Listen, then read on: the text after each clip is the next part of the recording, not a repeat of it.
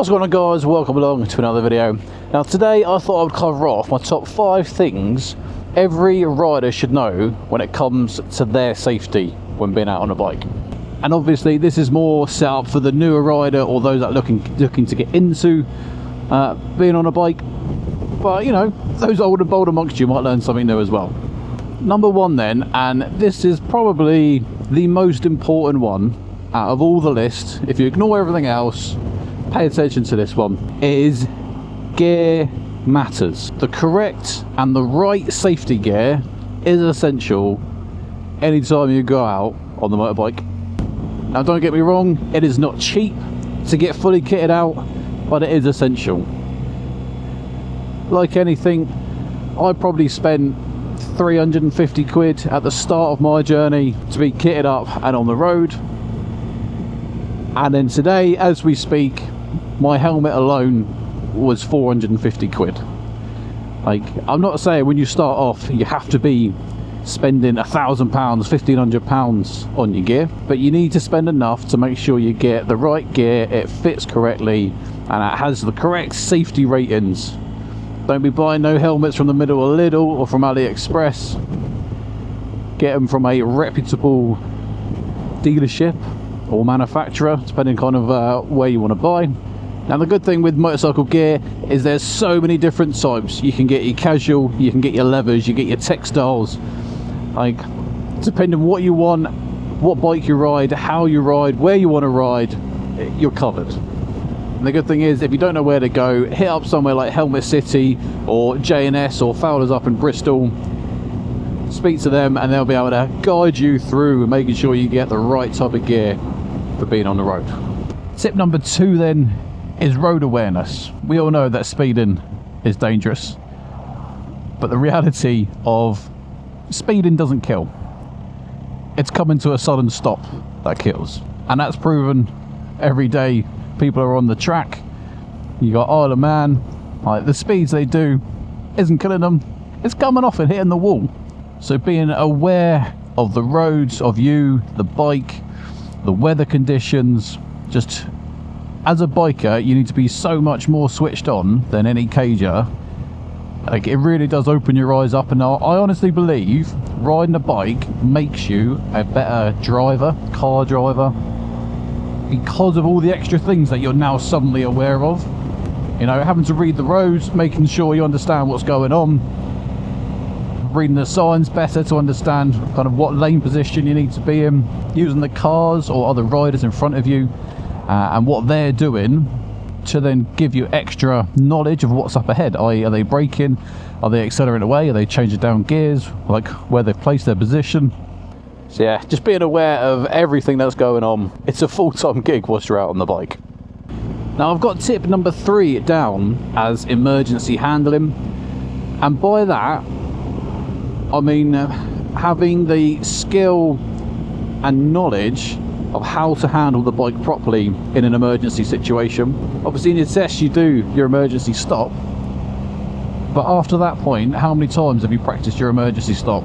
Like, I was on a slow speed course the other week, and actually one of the things they get you to do is an emergency stop. They get you to do it just on the front brake, just on the rear, trying out just on the engine braking, and then accumulating it all together and doing a full emergency with the front and the rear.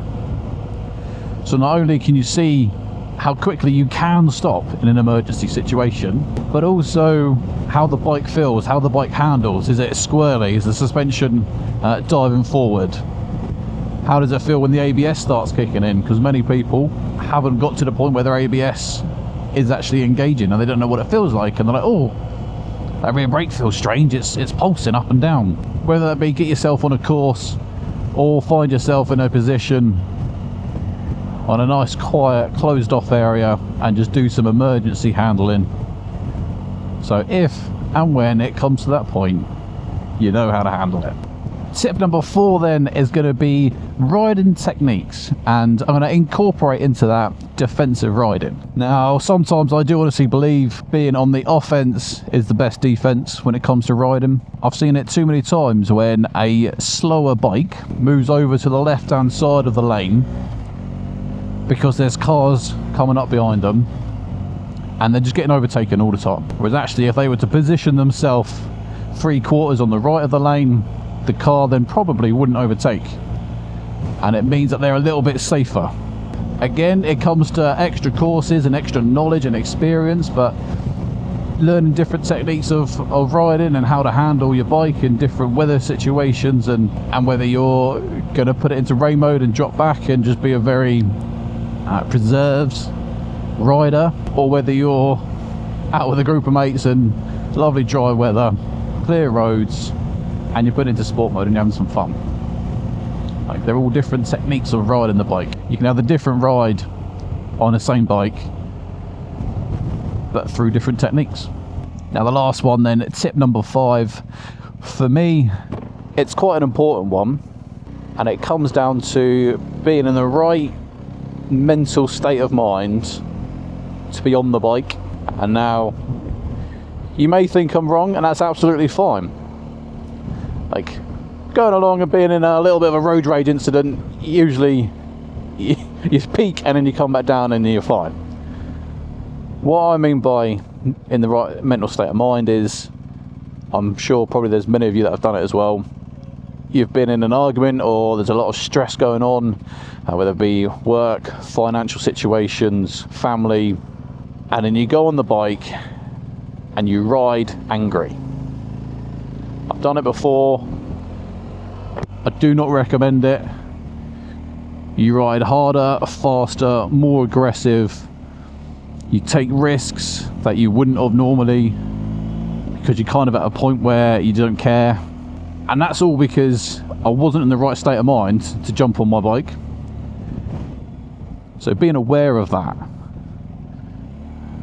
Don't get me wrong, I'm all for coming on the bike to release some stress and kind of, this is like a zen place for myself. Like, you just relax and find that inner peace. But if you're not in the right state of mind, you're not going to find that inner peace. You're just going to find problems and issues. Now, for you guys watching, to help other people watching this video, drop any extra hints or tips for road safety, rider safety, whatever it may be, down in the comment box below. And yeah, let's see what list other people come up with. Well guys, that was it. Short and to the point. My top 5 things to staying safe whilst out on your bike. If you agree and you enjoyed it, give it a thumbs up. More importantly, subscribe to the channel. And there's nothing else to say, but until the next one, ride safe.